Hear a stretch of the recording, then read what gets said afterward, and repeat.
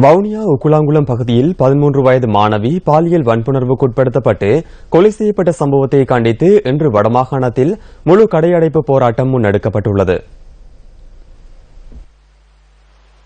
யாழ்ப்பாணத்தில் பெரும்பாலான பாடசாலைகள் மூடப்பட்ட நிலையில் காணப்படுவதுடன் தனியார் பஸ்கள் சேவையில் ஈடுபடாமல் இருந்ததாக எமது செய்தியாளர் குறிப்பிட்டார்.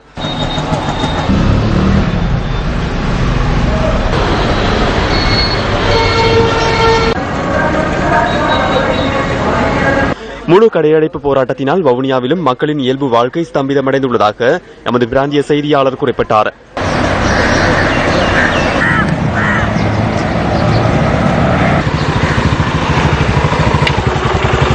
தனியார் மற்றும் அரசு வங்கிகள் திறந்து காணப்பட்ட போதிலும் அதிகாரிகளின் வருகை குறைவாக காணப்பட்டமை குறிப்பிடத்தக்கது.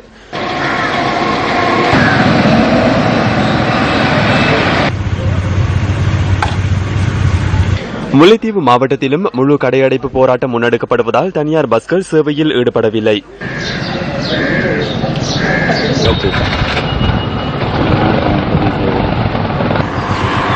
கிளிநொச்சியிலும் முழு கடையடைப்பு போராட்டம் காரணமாக அன்றாட நடவடிக்கைகள் அனைத்தும் ஸ்தம்பிதமடைந்துள்ளதாக எமது செய்தியாளர் குறிப்பிட்டார்.